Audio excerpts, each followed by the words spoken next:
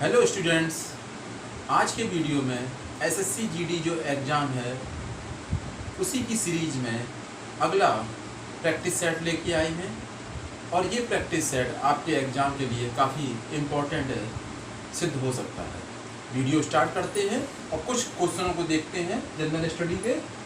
सूर्य से पृथ्वी को प्राप्त ऊर्जा है, जो सनलाइट है, जो सनलाइट अर्थ पर आती है, तो जो सनलाइट पृथ्वी एब्जॉर्ब करती है, ग्रहण करती है, वो किस रूप में होती है? तो ध्यान रखना किस रूप में होती है? सौर विकिरण के रूप में। और इसका एक हिस्सा जब शाम होती है वापस चला जाता है, पर जो सौर विकिरण होता है वो अपने में एब्जॉर्ब कर देती है, एक मिनिमम पार्ट उसका, ठीक है, बाकी इसको वापस रिफ्लेक्ट कर देती है। अगला पार्ट, अगला क्वेश्चन, केसर जो हमारे स्पाइसेस मसालों में यूज होता है, केसर पौधे के किस भाग से प्राप्त होता है? ये ध्यान रखना, इस टाइप के क्वेश्चन काफी बार एसएससी में आते हैं। केसर पूछ देता है या वो लौंग पूछ देता है कि पौधे के किस भाग से प्राप्त होते हैं।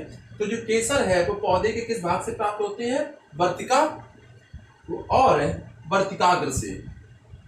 वर्तिका और वर्तिकाग्र से। काफी बड़ा टॉपिक है, बॉटनी का पार्ट है, इसलिए हम वहां नहीं जाएंगे। हम इतना बता दे रहे हैं कि वर्तिका और वर्तिकाग्र है, ये पौधे के फीमेल ऑर्गन होते हैं, ठीक है, फीमेल ऑर्गन होते हैं। कौन? वर्तिका और वर्तिकाग्र, ठीक है। तो उसी से वही पौधे का केसर वाला पार्ट होता है, ठीक है। अगला क्वेश्चन, अम्लीय बारिश जो वर्षा होती है वो क्या है? तो ध्यान रखना, ये केमिकल का एक रिएक्शन है जिसकी वजह से क्या होता है? एसिड रेन होती है, अम्लीय बारिश होती है। ये है क्या है? ये नाइट्रोजन और सल्फर के ऑक्साइड है, जब मिल जाते हैं तो वो क्या बना देते हैं? सल्फ्यूरिक एसिड, यानी कि H2SO4, जो हमारी वनस्पतियों और जो हमारी मार्बल्स की इमारतें होती हैं उनको ये काफी नुकसान पहुंचाती है, एसिड रेन, ठीक है।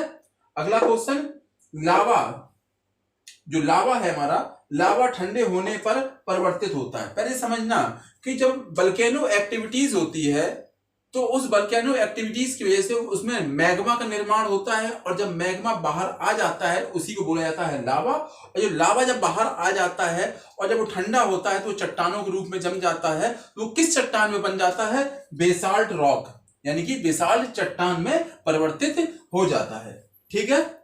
और यदि यही मैग्मा होता, मैग्मा परिवर्तित किसमें होता है? ग्रेनाइट में, ठीक है। अगला, भारतीय संविधान में संघीय शब्द दिया गया है। काफी महत्वपूर्ण चीज है कि जो इंडियन कॉन्स्टिट्यूशन है उसमें जो फेडरल वर्ड, संघीय का मतलब होता है फेडरल वर्ड है, वो कहाँ पर है? प्रस्तावना में है, या भारतीय संविधान का जो भाग फर्स्ट है उसमें है, या पार्ट 3 है, फंडामेंटल राइट है, उसमें है। तो ध्यान रखना कि जो भारतीय संविधान है, इंडियन कॉन्स्टिट्यूशन है, उसमें जो फेडरल वर्ड है वो कहीं पर भी नहीं दिया गया है। भारतीय संविधान में जो शब्द है वो क्या है? संघ है। क्या शब्द है? संघ है, ठीक है। संघीय शब्द भारतीय संविधान में नहीं मेंशन किया गया, फेडरल वर्ड कहीं पर भी नहीं दिया गया है, ठीक है, कहीं पर नहीं दिया गया है फेडरल वर्ड। ये ध्यान रखना, चाहे वो भारत इंडियन कॉन्स्टिट्यूशन प्रेम्बल हो या पार्ट फर्स्ट हो या आर्टिकल फर्स्ट हो, उसमें साफ साफ बोला गया है भारत क्या है? India is the union of states है, यूनियन ऑफ स्टेट्स है, ठीक है। तो ये राज्यों का संघ है, ना कि राज्यों का परिसंघ है। ये चीज ध्यान रखना। तो फेडरल वर्ड भारतीय संविधान में कहीं पर भी मेंशन नहीं किया गया है, आप मना कर देंगे, ठीक है। अगला क्वेश्चन, बलवंत राय मेहता, काफी इंपॉर्टेंट है, कई बार एग्जाम पूछा गया है। बलवंत राय जो मेहता कमेटी है वो किस चीज से संबंधित है? तो जो बलवंत राय मेहता कमेटी है वो पंचायती राज से संबंधित है। ये ध्यान रखना कि 1957 में ये कमेटी बनाई गई और इसने 1959 में अपनी रिपोर्ट दी, और उसी रिपोर्ट के द्वारा 2 अक्टूबर 1959 को राजस्थान के नागौर से पंचायती राज सिस्टम की शुरुआत होती है, राजस्थान से शुरुआत होती है। तो ये पंचायती राज की जो पहली बार सिफारिश किसने की थी? बलवंत राय मेहता कमेटी जो थी उसी ने पहली बार सिफारिश की थी, और इसी ने पहली बार बताया था पंचायत भारत में किस रूप में होनी चाहिए? त्रिस्तरीय होनी चाहिए, ट्रिपल लेयर होनी चाहिए, ठीक है।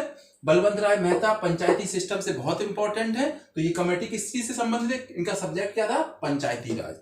ठीक है, अगला क्वेश्चन, अशोक के अभिलेखों को किसने और कब पढ़ा? काफी महत्वपूर्ण है कि जो अशोक के जो काफी सारे संख्या में हमको अभिलेख मिले हैं, लघु लेख मिले हैं, ठीक है, तो जो उसके जो अभिलेख मिले हैं वो पहली बार किसने पढ़ने में किसको सफलता हासिल हुई थी? आप लोगों को जैसे मेडिवल हिस्ट्री में आपने पढ़ा हो कि जो फिरोज तुगलक था उसने टोपरा और मेरठ से कुछ उसको अभिलेख मिले थे, ठीक है, तो उसने वो कहाँ रखवा दिए थे? दिल्ली में किले में रखवा दिए थे। तो जो दिल्ली के किले में जो अभिलेख रखवाए गए थे, जो रखे थे, इन्हीं अभिलेखों को पहली बार जेम्स प्रेसअप ने 1837 में पढ़ा था। क्योंकि ये जो अभिलेख थे अशोक के, उनकी लैंग्वेज थी क्या? पाली लैंग्वेज थी और लिपि क्या थी? खरोष्टी थी। तो उनको पढ़ने में सफलता नहीं मिल रही थी। पहली बार इनको किसने पढ़ा था? जेम्स प्रेसअप ने पढ़ा था। पर ध्यान रखना, उसमें जो जेम्स प्रेसअप ने जो अशोक के अभिलेख को पढ़ जरूर लिया था, पर उसमें अशोक का नाम अशोक नहीं था। उसमें क्या नाम था? देवानाम प्रिय। क्या नाम था उसमें? देव नाम प्रिय। तो उसने ये समझा ये देव नाम प्रिय नाम का जो कोई शासक है जिसके ये अभिलेख है, ये कहाँ का शासक है? कोई ये श्रीलंका का शासक है। ये पूछा गया है, ये भी ध्यान रखना आप लोग सभी, ठीक है। वो उसने जो भारतीय मौर्य वंश का महानतम शासक अशोक हुआ वो उसने नहीं जाना। उसने क्या जाना कि कोई श्रीलंका का कोई शासक है देवनाम प्रिय, उसके अभिलेख मिले हैं, ठीक है। इसने पढ़ा जरूर था पर उसने अशोक को अशोक नहीं जाना था, ठीक है। अगला क्वेश्चन, मनसबदारी जो सिस्टम था इसकी स्टार्टिंग किसने करवाई थी? काफी बार पूछा गया है। जो मनसबदारी सिस्टम है इसकी शुरुआत मुगल पीरियड में अकबर ने करवाई थी, ठीक है। अगला क्वेश्चन, कार्बन क्रेडिटेड परिकल्पना दी गई, ठीक है। ये कार्बन क्रेडिटेड आज के टाइम पे काफी इंपॉर्टेंट पार्ट हो गया है हमारे इकोसिस्टम का, जो क्योंकि आपने देखा होगा कि कार्बन टैक्स, ग्रीन टैक्स, ठीक है, तो उसी से शुरुआती परिकल्पना थी क्या? Carbon credit. तो जो देश कार्बन का कम उत्सर्जन करेंगे तो उनको कार्बन क्रेडिट के रूप में, उनको कुछ टैक्स के रूप में उनकी इनकम दी जाएगी, ठीक है। तो ये चीज पहली बार कहां पे हुआ था? ये हुआ था क्योटो प्रोटोकॉल में। और ये क्योटो प्रोटोकॉल कब हुआ था? 1997 में। जापान का एक शहर है क्योटो, वहीं पर हुआ था। तो कार्बन क्रेडिट की परिकल्पना क्योटो प्रोटोकॉल में दी गई थी, ठीक है। अगला, प्रांतों में द्वैत राज शासन की शुरुआत हुई। भारतीय प्रांतों में द्वैत शासन की कब शुरुआत हुई? तो ध्यान रखना, भारत सरकार अधिनियम 1919 का था, उसमें ये राज्य में द्वैत शासन की शुरुआत हुई थी, ये चीज ध्यान रखना।